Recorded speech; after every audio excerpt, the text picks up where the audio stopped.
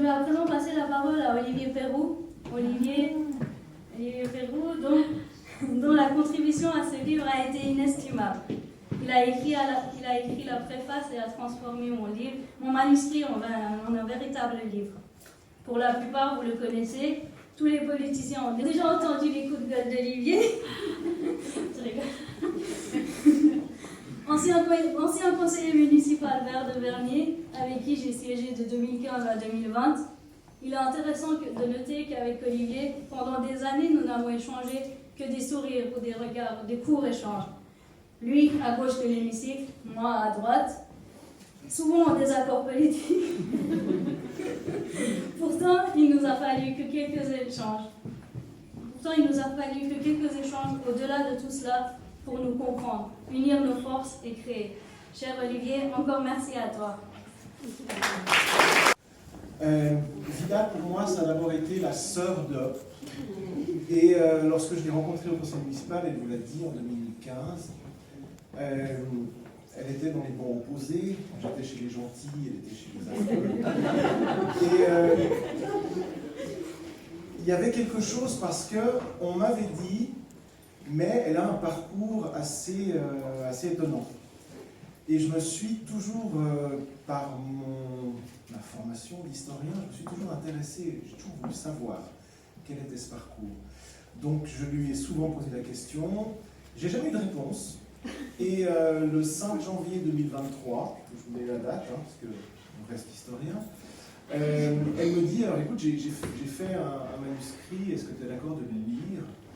Elle m'a transmis un manuscrit où il y avait ce titre qu'elle a repris sur son livre.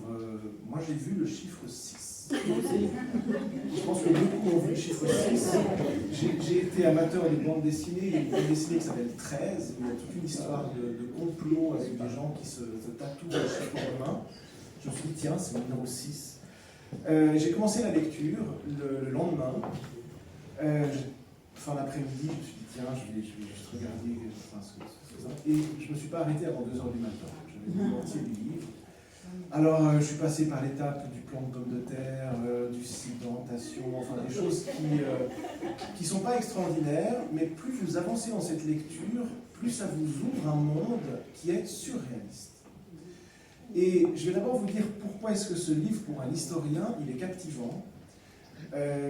On avait fait un travail avec Vida en approchant des maisons d'édition et certains connaissent peut-être les éditions Alphil. Alain Cortac est un historien qui a créé des éditions à Châtel. Il avait lu le livre et il a eu la même réaction que moi. Il a été captivé. Finalement, la publication n'a pas pu se faire. Il n'était pas seul à décider, enfin, etc. Et Vida a été pressé de publier ce livre. Mais en réalité, ce livre, pour les historiens, il parle à deux titres. D'abord, c'est un livre qui a une approche micro-historique, qui est une approche classique de l'histoire, où on délaisse les grands personnages et les grands espaces, on s'intéresse à la vie des gens. Et c'est de la micro-histoire, c'est la micro-histoire de Vida, avec cette école micro-historique qui a une extension qui s'appelle le Life Course Study, ça c'est en anglais, c'est les parcours de vie, où en fait c'est un récit d'un parcours de vie, alors il est fractionné, le Life Course Studies, ils aiment bien dire qu'ils font du berceau au tombeau, pas encore au tombeau, Dieu merci. Mais c'est une tranche de vie, et c'est une tranche de vie qui est étonnante. Lorsque vous rentrez dans le récit, vous reconnaissez Genève, vous reconnaissez le site d'orientation, pour ceux qui l'ont fréquenté, vous reconnaissez l'école de culture générale, vous reconnaissez une adolescente comme on en a des centaines de milliers, enfin des dizaines de milliers dans la rue, et puis tout d'un coup vous basculez dans un autre récit, qui est le récit d'un combat de libération, qui est le récit d'un groupe qui lutte pour la liberté de son peuple, et puis là vous n'êtes plus dans le même récit. Et c'est vraiment ce parcours de vie qui est fascinant, réellement fascinant, parce que Hollywood se saisirait de ce scénario. Je pense qu'il y a des choses qui paraîtraient surréalistes et bien exagérées, alors qu'en réalité, elle ne vous décrit que ce qu'elle a croisé. Il y a des personnages qu'on aimerait bien rencontrer. Alors, je vais en prendre qu'un seul, parce que lui, il m'a fasciné. C'est après que tu aies fait 10 ans à avoir une formation militaire chez les Moudjahidines du peuple, que tu te retrouves à Protectas avec un gentil barbu qui essaie de t'expliquer le métier. Je me bien le remplir. Évidemment, ce personnage ignorait le passé de Vida, et donc là, il y a un personnage que vraiment on aimerait bien rencontrer. Parce que la scène doit être surréaliste. Et voilà, donc, première chose, c'est du parcours de vie, et c'est cette micro-histoire qui est très riche pour les récits historiques. Et finalement, il y a une autre chose qui m'a marqué dans ce livre. Là, je parle en tant que Genevois, Carougeois.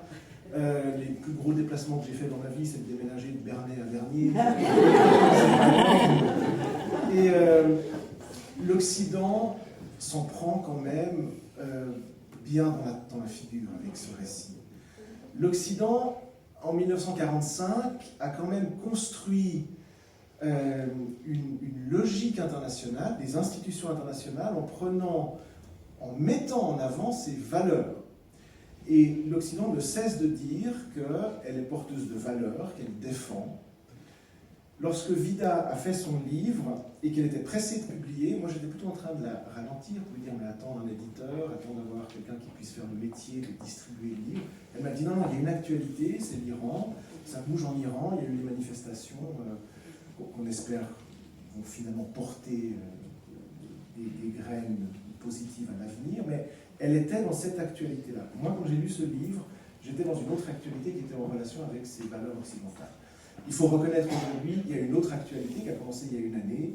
L'Occident a montré une nouvelle fois que les valeurs qu'elle porte, elles sont à géométrie très variable.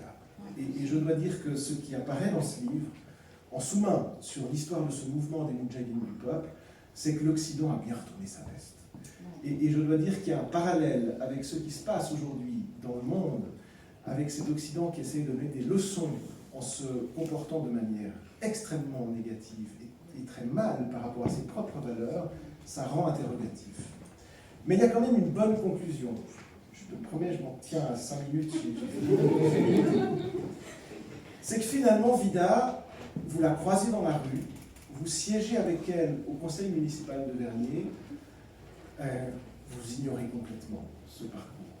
Et quand les gens découvrent ce récit, ils sont scotchés, réellement scotchés. C'est pour ça que je ne vais pas vous en dire plus sur le contenu du livre, mais juste vous dire qu'il y a quelque chose d'extraordinaire. Et il y a un message qui est extraordinaire pour le petit Genevois que je peux être, qui se promène dans les rues basses et qui croise des centaines de personnes, dont possiblement quelques-unes ont ce type de parcours.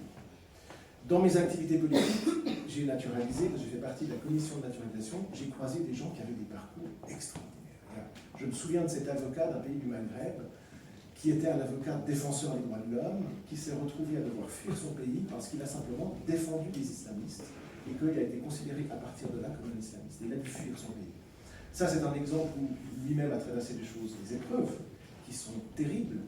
J'ai en tête Yasmine, qui est une jeune femme aussi, qui s'est battue avec le PKK, qui a été en prison, qui a été torturée en prison, qui aujourd'hui vit une vie tout à fait apaisée à Plan-les-Ouates avec sa fille.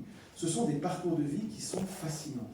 Et je dois dire qu'il y a quelque chose qui est une chose merveilleuse et que porte Genève, c'est cette idée de cité du refuge. On parle souvent de la Genève internationale, on se pose du fait qu'il y a des nationalités de tout le monde entier qui se retrouvent à Genève, mais il y a plus que ça. Il y a des parcours de vie qui sont fascinants, qui sont torturés, qui sont maltraités, et qui finalement arrivent à poser leur vie dans une double culture. Et ce livre est aussi cet enseignement-là. En tout cas, pour ce qui est de ces valeurs occidentales qui aujourd'hui sont beaucoup interrogées, je dois dire que ton livre, Vida, fait beaucoup de bien. Alors, je te remercie de ce témoignage, il est courageux. Dernière petite anecdote, lorsque on avait fini le manuscrit, j'ai eu peur. Son contenu est clairement problématique en termes de droit international, problématique pour Vida, problématique pour ses proches, problématique pour le mouvement aussi. Et donc j'ai consulté, avec l'autorisation de Vida, un des années qui travaille maintenant au siège, et qui m'a donné son avis sur le manuscrit. Je l'ai retrouvé dans un restaurant à Genève, il avait l'air grave, il m'a dit « Olivier, qu'elle réfléchisse bien ». Parce que le contenu de ce livre est potentiellement très problématique pour elle. Alors, je lui ai répercuté le conseil. Évidemment, Vida a fait du Vida. Elle a mené à bien son projet jusqu'au bout. Je crois qu'elle a bien fait. mais pour vous dire que c'est un livre à mettre entre toutes les mains et surtout à lire avec toute l'intelligence qu'on peut y mettre dans la société qu'on vit et qui a quand même des choses assez magnifiques qui se réalisent sous nos yeux sans que forcément on en ait conscience ou qu'on les réalise sur le moment. Merci.